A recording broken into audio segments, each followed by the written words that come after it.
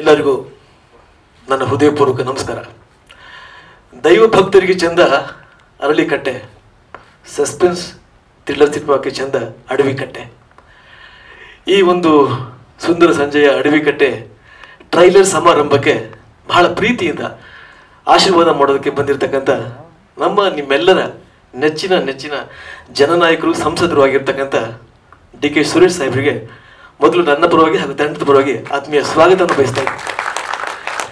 ಹಾಗೆ ಮಾನ್ಯ ಉಪಮುಖ್ಯಮಂತ್ರಿಗಳು ಕರ್ನಾಟಕ ಸರ್ಕಾರ ಡಿ ಕೆ ಶಿವಕುಮಾರ್ ಅವರು ಕೂಡ ಬರಬೇಕಾಗಿತ್ತು.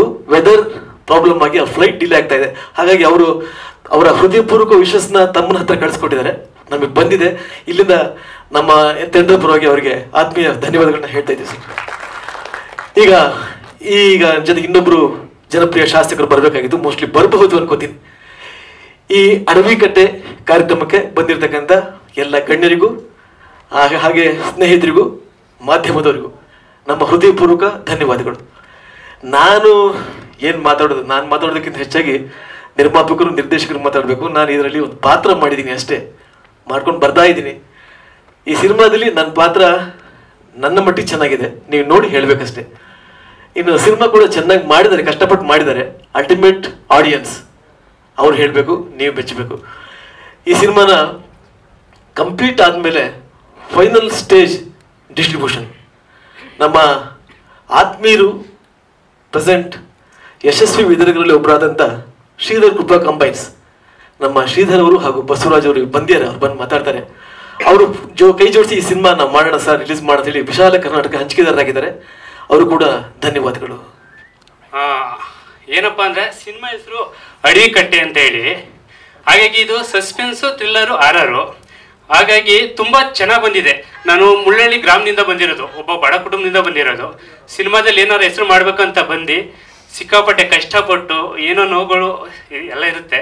ಹಾಗಾಗಿ ಎಲ್ಲ ನೋವುಗಳನ್ನ ಇದು ಮಾಡಿಕೊಂಡು ಸಿನಿಮಾ ಮಾಡಿ ಒಂದು ರೇಂಜಿಗೆ ಬರಬೇಕು, ಬೆಳಿಬೇಕು, ಇನ್ನೂ ಹಲವಾರು ಸಿನಿಮಾಗಳು ಮಾಡಬೇಕು ಅಂತ ಹೇಳ್ಬಿಟ್ಟು ಇಲ್ಲಿವರೆಗೂ ಬಂದಿದ್ದೀವಿ.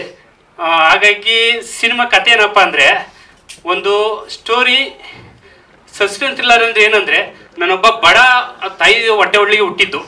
ಹಾಗಾಗಿ ನಮ್ಮ ತಾಯಿ ಯಾವಾಗೂ ಬೈತಿರ್ತಾರೆ ನನಗೆ, ಏನೋ ಅಲ್ಲಿ ಇಲ್ಲಿ ಟ್ರೆಕ್ಕಿಂಗ್ ಅಂತ ಇಟ್ಟಾಡ್ಕೊಂಡಿರ್ತೀಯ ಅಂತ. ಅವಾಗ ಆ ಜವಾಬ್ದಾರಿಗೆ ದುಡ್ಡಿಲ್ಲ ಅಂದ್ರೆ ಮನುಷ್ಯ ಏನೇನೆಲ್ಲ ಮಾಡ್ತಾನೆ, ಯಾವ್ಯಾವ ಥರ ಇದಾಗುತ್ತೆ, ಮನುಷ್ಯನ ಪ್ರಾಬ್ಲಮ್ ಆಗುತ್ತೆ. ಅದೆಲ್ಲ ಇದು ಮಾಡಿಕೊಂಡು ಜೀವನ ಬದುಕಬೇಕು, ದುಡ್ಡು ಬೇಕು ಅಂದಾಗ ನಾನೊಂದು ಏನೋ ಮಾಡೋಕೆ ಕೊಡ್ತೀನಿ. ಆದರೆ ದುರಾಸೆ ಅದು ಅತಿಯಾಗಿ ಅದು ನನ್ನ ಕೈ ಸಿಗಲ್ಲ. ಫಸ್ಟ್ ಆಫ್ ಆಲ್ ಆಗಿ ಆ ಥರ ಸಿನಿಮಾ ಚೆನ್ನಾಗಿದೆ, ಕಷ್ಟಪಟ್ಟು ಮಾಡಿದ್ದೀನಿ. ಜುಲೈ ಲಾಸ್ಟ್ ವೀಕಲ್ಲಿ ರಿಲೀಸ್ ಮಾಡಬೇಕು ಅಂತ ಪ್ಲ್ಯಾನ್ ಮಾಡ್ತಾ ಇದ್ದೀವಿ. ಎಲ್ಲರೂ ದಯವಿಟ್ಟು ಆಶೀರ್ವಾದ ಮಾಡಿ. Thank you. ಎಲ್ರಿಗೂ ನಮಸ್ಕಾರ. ಇಲ್ಲಿರೋಂಥವ್ರು ಎಲ್ರಿಗೂ ನಿಮ್ಮ ಟೈಮ್ ಕೊಟ್ಟು ಇಲ್ಲೆಲ್ಲರೂ ಬಂದಿದ್ದೀರಾ. Thank you. ನಂಗೆ ಫಸ್ಟ್ ಟೈಮ್ ಆಗಿರೋದ್ರಿಂದ ಏನು ಮಾತಾಡಬೇಕು ಅಂತ ಗೊತ್ತಾಗ್ತಿಲ್ಲ. ಬಟ್ ಸ್ಟೋರಿ ಚೆನ್ನಾಗಿದೆ. ನನ್ನ ಪಾತ್ರ ಬಂದ್ಬಿಟ್ಟು ಎಕ್ಸ್ಪೆಕ್ಟ್ ಕೂಡ ಮಾಡೋಕ್ಕಾಗಲ್ಲ, ಲಾಸ್ಟಲ್ಲಿ ಟ್ವಿಸ್ಟ್ ಇರುತ್ತೆ. ಸೊ ಅದನ್ನು ನೀವು ಥಿಯೇಟರ್ಗೆ ಬಂದೇ ನೋಡಬೇಕಾಗತ್ತೆ, ನಿಮ್ಗೆ ಸ್ಟೋರಿ ಬೇಕು ಅಂತ ಹೇಳಿದ್ರೆ. ಎಲ್ಲರೂ ಬಂದು ಸಪೋರ್ಟ್ ಮಾಡಿ. Thank you.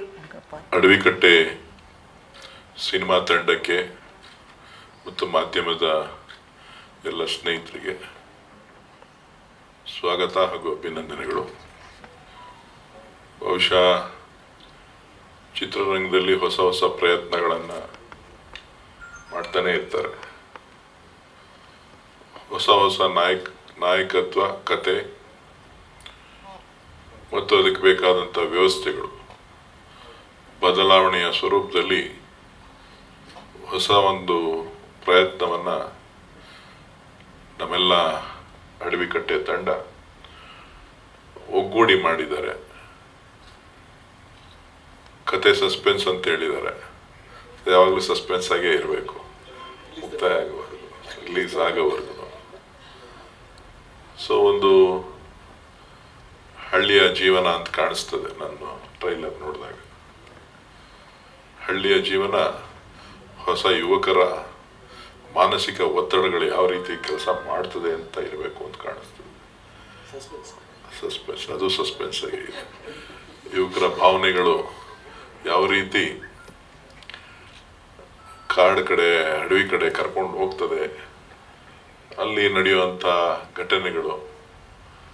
ಸೊ ಇವೆಲ್ಲನೂ ಕೂಡ ಇವತ್ತಿನ ದಿನಕ್ಕೆ ಪ್ರಸ್ತುತವ ಆಧಾರದ ಮೇಲೆ ಇವತ್ತು ಈ ಒಂದು ಸಿನಿಮಾ ನಿರ್ಮಾಣ ಮಾಡಿದ್ದಾರೆ ಅಂಥೇಳಿ ನಾನಾದರೂ ಭಾವಿಸ್ತಾ ತಂಡಕ್ಕೆ ಯಶಸ್ಸನ್ನು ಕೋರ್ತೇನೆ. ತಾಯಮ್ಮ ಪ್ರೊಡಕ್ಷನ್ ತಾಯಿ ಹೆಸರಿನಲ್ಲಿ ಇವತ್ತು ಈ ಒಂದು ಚಿತ್ರ ನಿರ್ಮಾಣ ಆಗ್ತಾ ಇದೆ. ಜೊತೆಗೆ ಹಿರಿಯ ನಟರು ಅಭಿಜಿತ್ ಅವರ ನಾಯಕತ್ವದಲ್ಲಿ ಸಿನಿಮಾ ಮೂಡಿ ಬಂದಿದೆ. ಹೊಸ ನಾಯಕರು ನಮ್ಮೂರಿನವರು ಮುಳ್ಳಳ್ಳಿ ನಾಗರಾಜ್ ಇವತ್ತು ಹೊಸ ಪ್ರಯತ್ನವನ್ನು ಮಾಡಿದ್ದಾರೆ. ಅವರ ತಂಡಕ್ಕೆ ಸಂಪೂರ್ಣ ಯಶಸ್ಸಾಗಲಿ. ಯಾವುದೂ ಅಸಾಧ್ಯವಾದದ್ದಿಲ್ಲ. ಹೊಸ ಹೊಸ ಸಿನಿಮಾಗಳು ಹೊಸದಾಗಿ ಬಂದಾಗ ಪ್ರಯತ್ನಗಳು ಯಶಸ್ಸು ಆಗ್ತದೆ. ಖಂಡಿತ ಈ ಒಂದು ಸಿನಿಮಾ ಕೂಡ ಈ ಒಂದು ಯಶಸ್ಸನ್ನು ಕೊಡ್ತದೆ. ಅದಕ್ಕೆ ತಾವೆಲ್ಲರೂ ಕೂಡ ಕರ್ನಾಟಕದ ಕನ್ನಡಿಗರ ಚಿತ್ರಗಳನ್ನು ಪ್ರೋತ್ಸಾಹಿಸಬೇಕಾಗ್ತದೆ. ಹೊಸ ಭಾವನೆಗಳನ್ನು ಅರ್ಥ ಮಾಡ್ಕೋಬೇಕಾಗ್ತದೆ.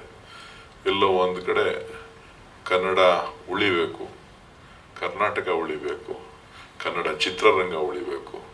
ಆ ಚಿತ್ರರಂಗ ಉಳಿಲಿಕ್ಕೆ ಕನ್ನಡಿಗರ ಪ್ರತಿಯೊಬ್ಬರು ತಮ್ಮದೇ ಆದಂಥ ರೀತಿಯಲ್ಲಿ ಚಲನಚಿತ್ರಗಳನ್ನು ಪ್ರೋತ್ಸಾಹ ಮಾಡ್ತಕ್ಕಂಥ ಕೆಲಸ ಮಾಡಿದಾಗ ಯಶಸ್ಸನ್ನು ಕಾಣಲಿಕ್ಕೆ ಸಾಧ್ಯ ಆಗ್ತದೆ.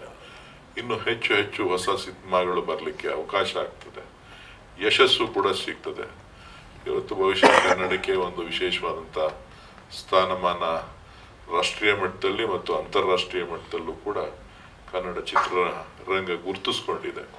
ಅದರ ಯಶಸ್ಸು, ಹೊಸ ಹೊಸ ಪ್ರಯತ್ನಗಳು ಇನ್ನು ಮುಂದೆ ಇದೇ ರೀತಿ ಮುಂದುವರಿಲಿ ಅಂತ ಹೇಳಿ ನಾನಾದರೂ ಆಶಿಸ್ತಾ, ನಾಗರಾಜ್ ಅವರಿಗೆ ಮತ್ತು ಅಭಿಜಿತ್ ಅವರಿಗೆ, ಎಲ್ಲ ತಂಡದ ನಿರ್ಮಾಪಕರಿಗೆ, ನಿರ್ದೇಶಕರಿಗೆ, ಪ್ರತಿಯೊಬ್ಬ ಕಲಾವಿದರಿಗೆ ಎಲ್ರಿಗೂ ಕೂಡ ಶುಭವನ್ನು ಕೋರ್ತಾ ಇನ್ನೂ ಹೆಚ್ಚು ಯಶಸ್ಸಾಗಲಿ, ಒಳ್ಳೆಯದಾಗಲಿ ಅಂಥೇಳಿ ಭಗವಂತನಲ್ಲಿ ಪ್ರಾರ್ಥಿಸ್ತಾ ತಮಗೆಲ್ಲರೂ ಕೂಡ ಮತ್ತೊಮ್ಮೆ ವಂದಿಸ್ತೇನೆ.